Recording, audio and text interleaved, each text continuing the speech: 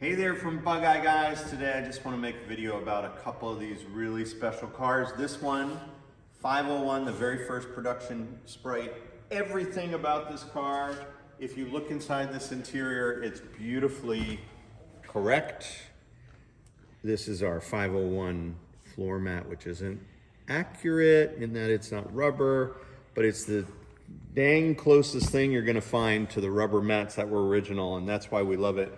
They were ribbed in the center and had this smooth section, and then the ribs go down on the bottom. If you can see in here, these ribs are vertical, these ribs are longitudinal, and the original rubber mats look just like that. So it's really exciting for us to be able to offer those now, made out of other materials.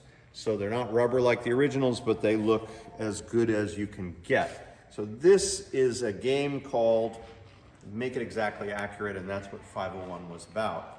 This car, this is my car from high school that inspired this entire building and business. This is Gumby. Gumby's right here on the windshield. And this thing is over the top.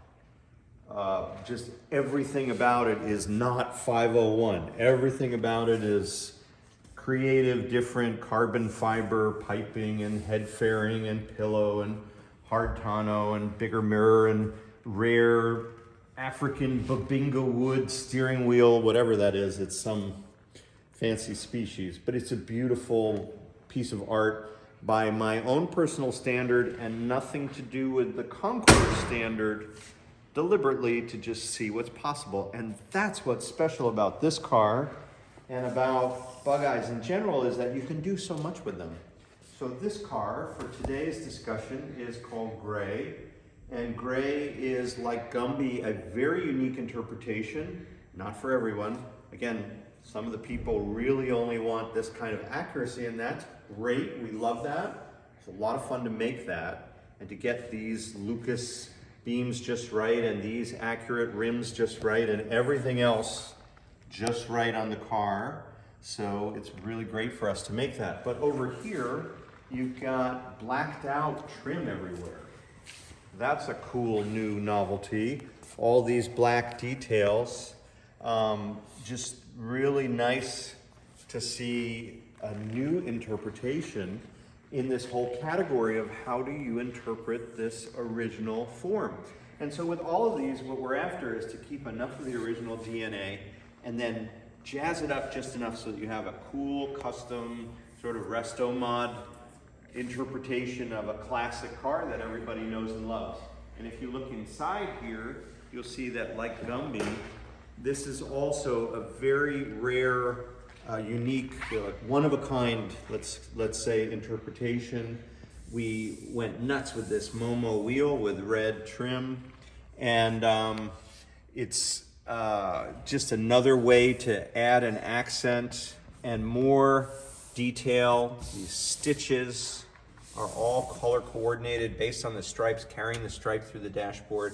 I mean, there are dozens of decisions made here. We even made custom check straps. Yeah, so here we have, like, for example, we custom stitched a check strap. You can't buy a red thread check strap, and you can't buy a red accent door pocket, but we made all that to complete this look. And that's part of the fun of what Bug Eyes allow us to do. We have a chopped windscreen that's also in this sort of matte black finish, lower windscreen, and then here a custom head pillow on a single roll bar. Wow, there's a lot of cool stuff all piled in here.